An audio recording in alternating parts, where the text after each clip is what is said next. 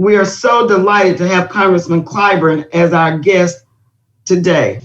Congressman, Mr. Majority Whip, it is a pleasure to have you with Sisters-in-Law today. We thank you so much for being part of our broadcast. I want to start out, there's so much going on at the Capitol right now.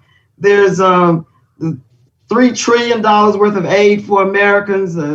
Families are about to start getting their checks for the child care tax credit payments. COVID is still raging. What's your priority this week? Well, thank you very much for having me. I've got to say, as my dad used to tell me all the time, health is above all, maintaining good health. So my number one priority has got to be what is necessary to get beyond this pandemic.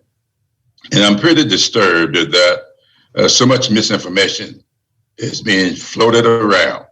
And it's high time that people come to grips with the fact that there is an industry developing around misinformation.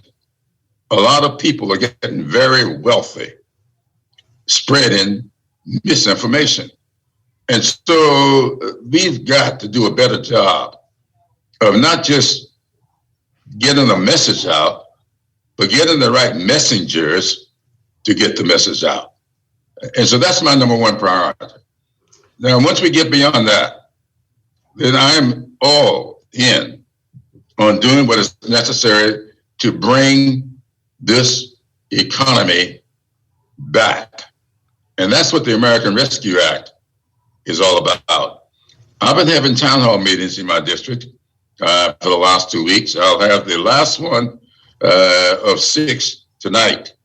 I've done 4 of these town halls right along what we call the I-95 corridor that people have referred to as the corridor of shame.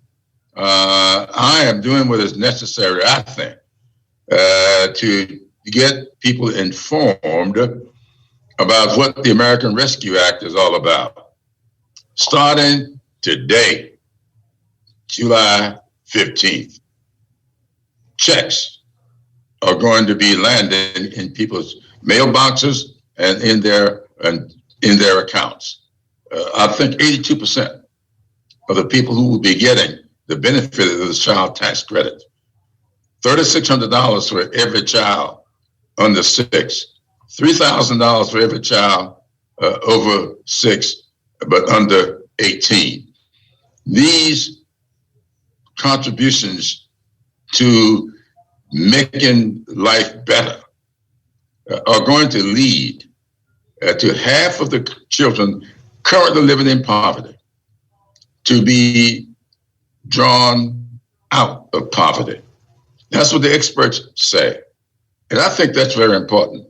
But here's what I'm saying to all of the people that come to these town halls, and they have been really, there was standing room on there last night.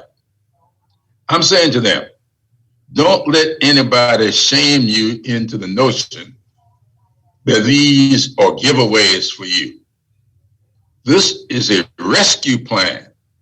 You were thrown into poverty as a result of COVID-19. Those businesses that had to close because of COVID-19 got big checks from the federal government, and nobody called it a giveaway. I chair, I should say, the Coronavirus Select Subcommittee. And I know of the millions of dollars that have gone to businesses. Some of it not deserved. And we are trying to recoup some of that money. So I'm saying to the people that come to these town halls, you suffered because of insipid leadership. We should have gotten on top of this pandemic from the get-go, as we said down here in low country South Carolina. And we didn't. We denied the science, and we are paying the price for it. So I'm not allowing any of my constituents to feel guilty about these checks, because this is much, much less than a lot of corporations and a lot of wealthy people have gotten in order to make adjustments and get beyond this pandemic. Now, third on my list is infrastructure, changing the definition of infrastructure. You've heard right off the bat people saying, oh, I'm for infrastructure if it's traditional infrastructure. Well, traditional infrastructure has been roads and bridges, water and sewage, rail, and ports. Those 6 traditions are still there. But today, there's a big non-traditional infrastructure problem we got in this country that was laid bare by COVID-19, and that's broadband. We've got to get broadband into every home in America. And don't tell me it's not possible. We did it with electricity in the 20th century, and we can do it with broadband in the 21st century. I'm convinced that broadband will be to the 21st century what the electricity was to rule America in the 20th century. So those are my top 3 priorities. I got some others, but I'll stop at 3.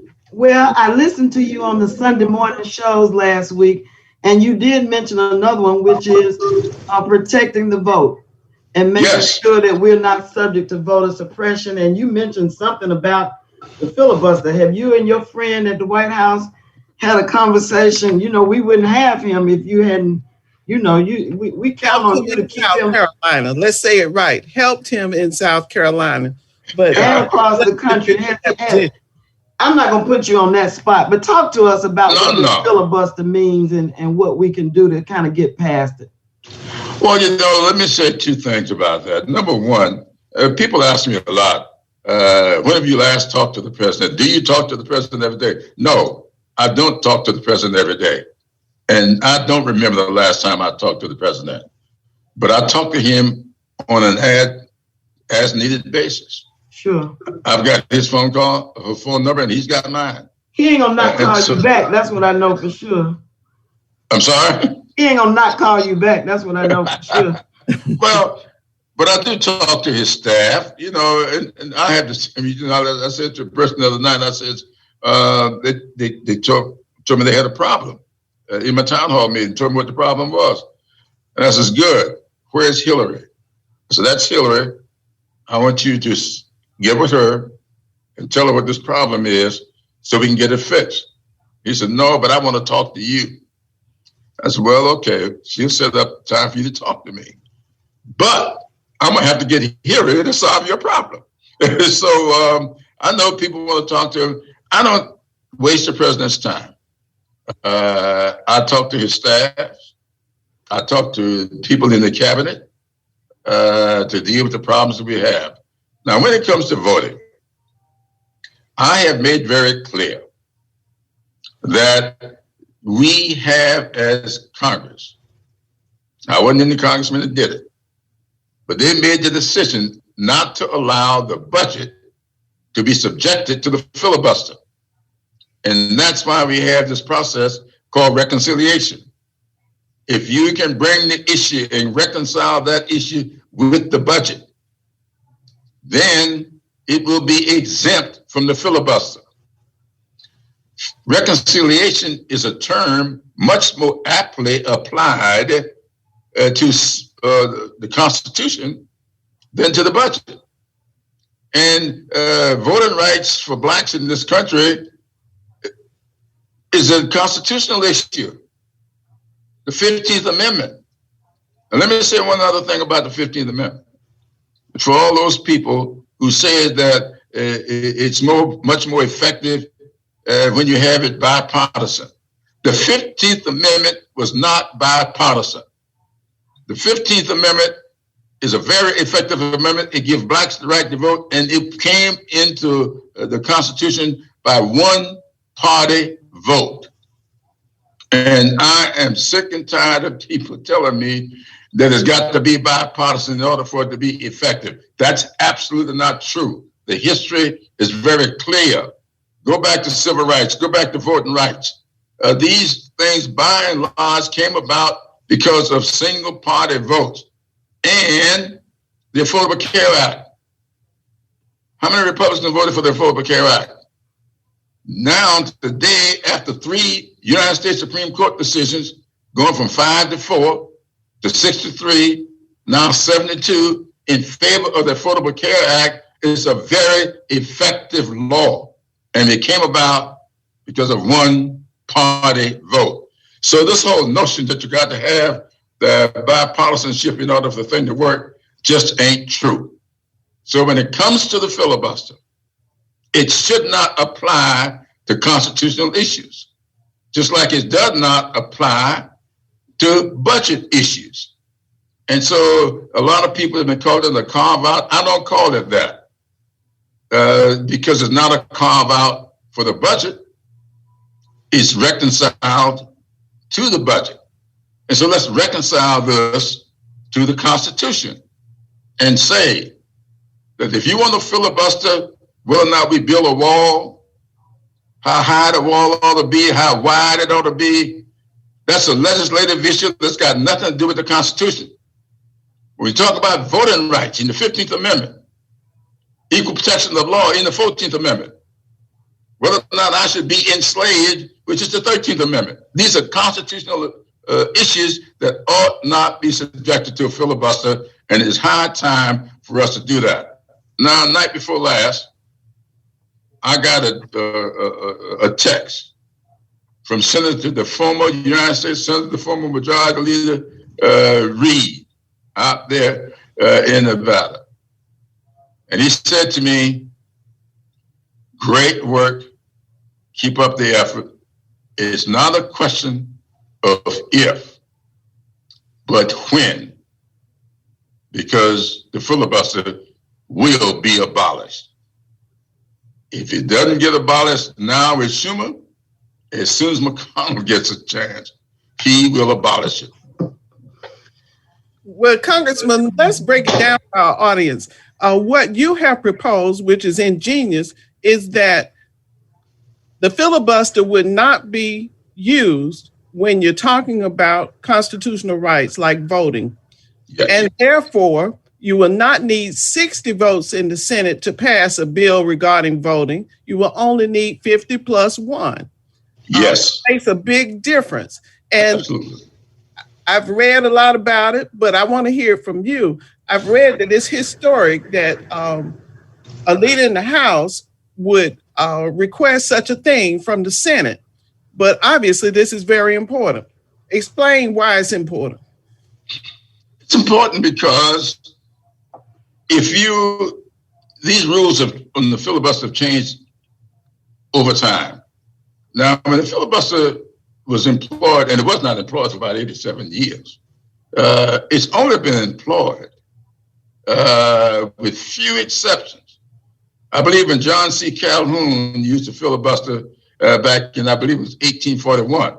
And I tell people all the time that John C. Calhoun died in 1850. So this whole notion about John C. Calhoun and having his statue up there in the Capitol because of he was a great Confederate. He was no Confederate. He was dead before the Confederacy came into being. But he got famous because he was pro-slavery. That's what he was. But when he used the filibuster, it was not to preserve slavery.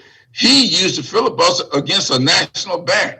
He didn't want to see the establishment of a national bank, and he filibustered that. So, but the filibuster was picked up during the Jim Crow era and used by people who wanted to deny civil rights to people of color. And you go back and look at it and you will see 1957, Strom Thurmond set the record. Almost 25 hours, over 24 hours, almost 25 hours on the floor filibustering the 1957 Civil Rights Act. Now, the interesting thing about that is that he was on the floor doing it. And that's the way he used to filibuster. You feel strongly about an issue, go to the floor, stand on the floor, stand at the mic and argue. That's not what it is today. They've changed the rules. You can sit in a bar or a spa somewhere in downtown Washington pick up the phone and call in the filibuster. That ain't right. For somebody to sit out there soothing in a spa, drinking in the bar, and keeping me from having the right to have an unfettered vote. The filibuster is out of date. It is beyond democracy. It should never be applied to anything involving citizenship, like voting. It should be called a bill buster, because that's what it is. It prevents bills from being voted upon. We appreciate you explaining that to us. Let me ask you one other question, Congressman, while we have you. You know, you say that it shouldn't be applied to constitutional issues, but there have been polls that show that most Americans think voting ought to be simple and easy and accessible. How do you think it would come if we had a speaking filibuster where they really had to take the floor? How do you think the American people would respond to hearing elected officials talking about ways to restrict voting? They would respond very negatively, because, as you said, the polling is out there. I don't care if you're Democrat, if you're Republican, you're black or white, brown, polka dot, whatever you might be. People believe in the right to vote. And anybody who's trying to deny that right should be exposed. It should be made to stand on the floor and tell the world what you believe and why you believe it. And that is why President Biden says he wants to see a talking filibuster. And that's fine, so long as it is applied to legislative issues. It is not fine to me if you're doing it to constitutional issues.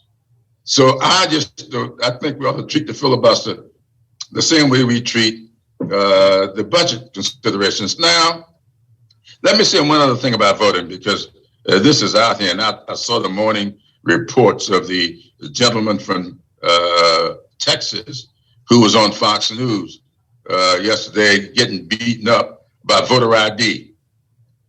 Stacey Abrams came out in support of what Joe Manchin said about voter ID. I have always been for voter ID. No Democrat is against voter ID. And those people on Fox News are spreading misinformation. And like that gentleman from Texas said to him, you have made a lot of money spreading this foolishness. And Tucker Carlson makes a lot of money spreading foolishness. And I'm tired of people who go to work every day and got to pay, a lot of them making minimum wage, listening to multi-millionaires spread bad information. Well, when I first registered to vote, I had to prove that I was 21 years old, because when I registered, 18-year-olds could not vote. I had to present proof that I was 21 years old. I ID'd myself to get registered. And they gave me a voter registration card. And every time I went to vote, I presented that voter registration card saying that I'm Jim Clyburn and I live at 501 Juniper Street, and that is where that I live in this precinct. And that's IDing myself. I have never, and I don't know of any Democrat that's ever been against IDing themselves. What we are against, and have made it very clear, for you to require a photo ID and say to me that a hunting license photo is acceptable, but a student activity card photo is not accessible. That's the problem. And we should not have that. If your hunting license is good, and if that's who you are, then why shouldn't my student activity card that demonstrates I'm a student here at South Carolina State and I want to vote in this election, and you tell me that's no good? Now that's where the rub is, and I would hope that you and other media out here will start spreading that and stop this foolishness that's on Fox News, because they are lying through their teeth, and we ought to stop them from getting traction on that lie. Because I'm sure you remember, like I do, Congressman, motor voter. There were some 17 pieces of identification. You could use a utility bill, you could use a birth certificate, you could use bank statement, any combination of things to prove your name and address. I don't think that wasn't a burden on anybody. That's exactly right. And that's why when Manchin came out for, and he says, I'm for voter ID, Stacey Abrams, nobody has got more credibility on this issue than Stacey Abrams. She supported it. Some people say everybody should. Some people say it would be unfair to states that don't have any form of ID, that we would be imposing a new requirement on those states. What's your feeling about that? Well, if that's what a state wants to do, but I don't know of a state that says you can just walk up and vote and don't have to say that I'm a citizen. Some proof of who you are. You got to show some proof. But your voter registration card or your voter card is proof. It's just proof that so many people have it. They don't want that to be proof. And I guess the bottom line, Congressman, is that it's based on the lie that there is voter fraud or widespread voter fraud in the United States, when we know the facts are that the 2020 election was the most secure election in the history of this country. Absolutely. And Trump's own guy he put in charge, who had a background in security, he said within days of the election, this was the most secure election in the history of the country. And he got fired for telling the truth. And you got people down in Georgia, Secretary of State, who said this is no fraud, secure. And now Trump was opposing him for re-election for telling the truth. Trump will only honor liars. He does not want to pay any attention to people who are truthful. And that's why when people say the devil are in the details, there's also the devil in a lot of people who detail. How long do you think it'll be before we purge the system of the ill effects of Trump? Well, I wish I could see like those preachers on Sunday saying not long, but I think it's going to be a while. We want to thank you. Is there anything? I know you've been a fierce champion of HBCUs, not just South Carolina State, but HBCUs all over the country. I know you're a product of one. What would you say to children who are making decisions about where to go to college? I think that every child should give real serious thought to what he or she needs in pursuit of an education. When it came to me, and I don't say this boastfully because I washed dishes and played football to pay my tuition at the Mathis Academy, which back in those days was a boarding school. I went to that school because my mother went to that school, and she kept house for a family that lived across the street, cleaned house and did all kinds of stuff so she could pay to go to that school because the school was not available to her in the county that she grew up in and in her thrust for education. So she went to the school, lived in with this family, and in return they sent her across the street to Mathis Academy. So that is why I wanted to go there.